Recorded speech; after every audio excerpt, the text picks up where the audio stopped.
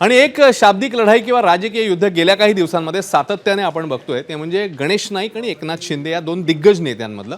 आणि पुन्हा एकदा या दोघांमध्ये हे शाब्दिक युद्ध किंवा ही राजकीय लढाई जी आहे ती बघायला मिळू शकते. याचं आताचं कारण आहे ती म्हणजे झोपडपट्टी पुनर्विकास. नवी मुंबईत झोपडपट्टीचा पुनर्विकास MIDCने केला तर मंत्रिपद बाजूला ठेवून रस्त्यावर उतरू असा इशारा दिलाय गणेश नाईक यांनी.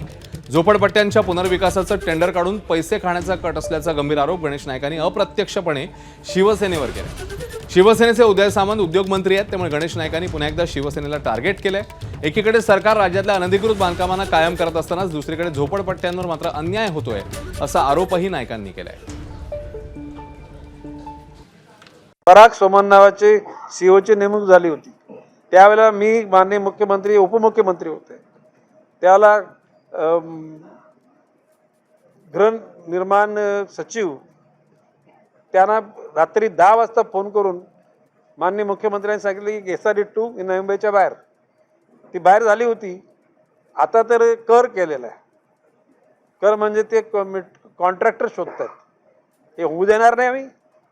लक्षात आलं की ही माझ्या त्याला विरोधात पूर्ण तीव्र विरोध आहे आणि हा कट आहे पैसे कमावण्याचा. जनसामान्यांच्या भावनांची कदर केली नाही तर मंत्रिपद बाजूला सोडून मी गणेश नाईक रस्त्यावर. ABP माझा, उघडा डोळे बघा नीट.